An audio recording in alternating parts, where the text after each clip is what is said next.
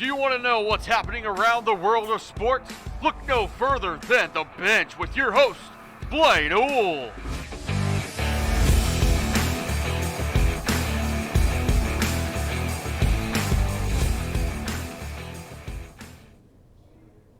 Welcome back, sports fans. It is a Wednesday. We are 2 days into the week on a short week as we did not have school on Monday for President's Day, but welcome back to another episode of The Bench. I am your host, Blaine Owl. Good to have you guys back. We have a lot to talk about. First, we're going to start off with the Daytona 500. Denny Hamlin gets his second win in a row, won it in 2019, comes home victorious in 2020 with a split second victory as his car was just out edging number two. I can't remember his specific name, but he just edged out for that first place finish in the Daytona 500. It was kind of a mess this year, a lot of wrecks. It was raining. Actually, they had to wait for the rain to pass and start the race again the second day. So, it was kind of an unusual Daytona. There was a serious wreck on nearly the last lap of the race. Somebody was trying to push in, trying to fight for position at this point. Somebody got, hit the back of their tailgate and they went flying, spun a couple times, hit the wall, and then another car running at about 200 miles an hour smashed into him. Luckily, he was evac'd from the car and taken to the hospital under immediate surgery, and is okay, is up and talking to his family. So that is good news for that racer, obviously. But again, just a tremendous obstacle to win 2 Daytona 500s in a row. It's very unheard of.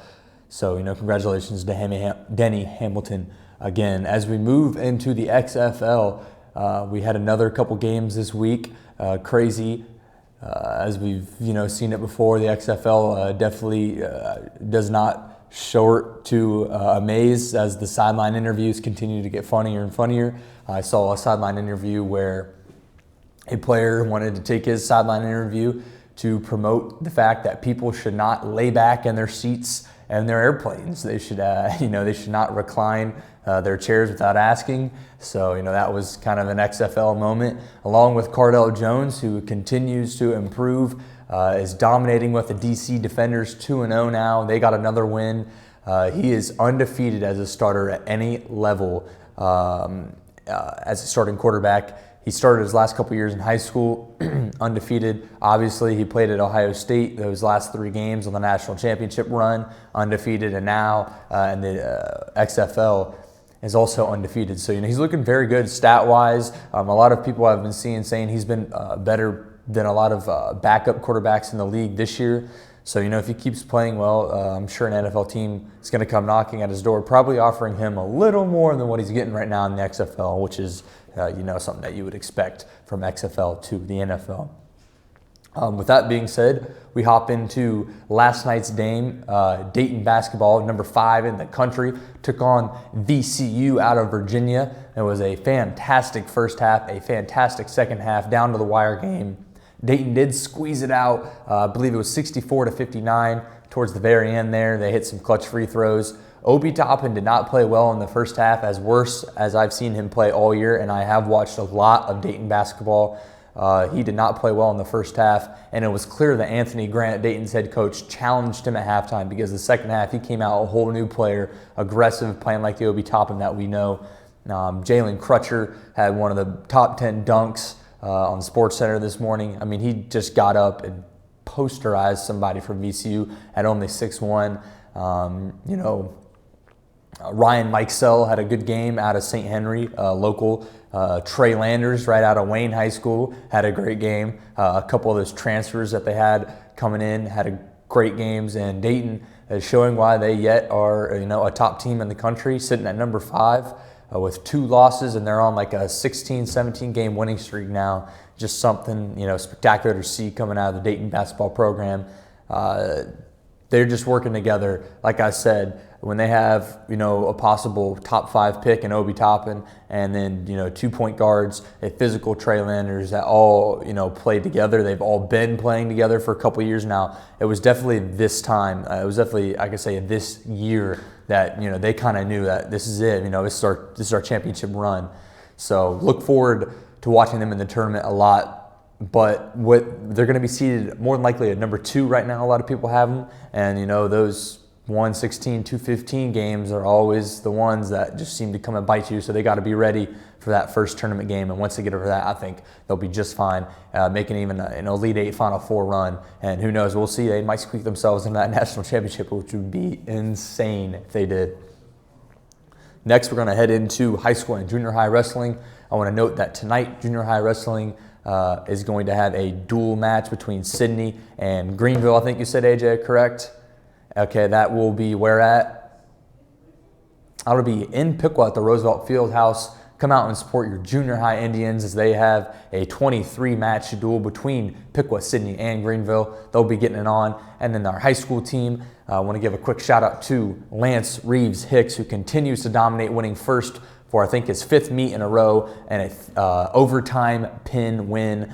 I heard the atmosphere was crazy. It was a big-time win for Lance. One of the more times he's been challenged this year, forced to overtime, got the W, continues to dominate, 5th or 6th first place in a row. His record is climbing now, I would say, almost in the 30-2, something around there. So, he's dominating. Congratulations to Lance.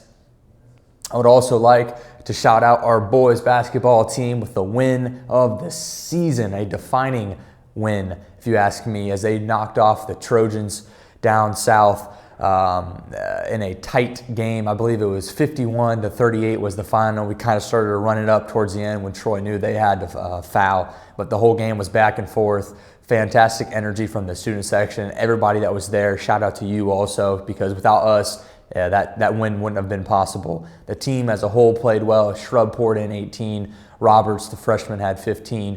Definitely the two-headed monster there. But the team as a whole played the best I've seen them play all year, and I've been to a lot of boys basketball games. They will head to Butler to take on West Carrollton on Friday in their first tournament game. West Carrollton's got the better hand of them twice now this season, but the last time we did play West Carrollton, it was here in Garbary. We played them. That was before the Troy game. That was the best I could say I've seen our team play. That first half of basketball against West Carrollton was definitely their best basketball in a long time. So if they can duplicate that first half against West Carrollton and that second half against Troy, they have a good shot at beating West Carrollton, I think. They got to have a better game plan, and they'll be ready with some momentum, obviously, having fun. I can just see it. They're having more fun. They're working harder, and that's something that the program itself is rising up to and needs in Piqua basketball. With that being said, that is going to wrap up today's Wednesday episode of The Bench. We will be back on Friday to end out our week. We'll have something to talk about, not sure what, maybe an interview here or there. We'll have something for sure, though. Thank you guys for being with us on this Wednesday as we kind of are snowballing into the end of February. And before you know it, spring is going to be heading up. And actually, now that I think of that, one quick mention. Next week, there starts Piqua baseball tryouts, high school and junior high tryouts. It'll be here in the gym. Not sure on the time. Mandatory parent meeting Thursday, this Thursday. That'll be tomorrow, actually, if you think about it. If you think about playing, or your son, your son thinks about playing, you need to be here in the Commons. Piqua head coach Brad Levy is going to address some issues, the schedule, everything regarding equipment, everything that goes into the baseball season. He will be addressing tomorrow, Thursday. So make sure you are there and ready to rock. As I said, I'm looking forward to this season. It's going to be a fun one. Developing as a player, as a pitcher, as a hitter, everything's going good right now. Workouts are going perfect. So, I'm excited. Like we said, we'll be back on Friday, same time, same place. Don't miss it here on The Bench. I am your host, Blaine Newell. Thank you, and have a great day.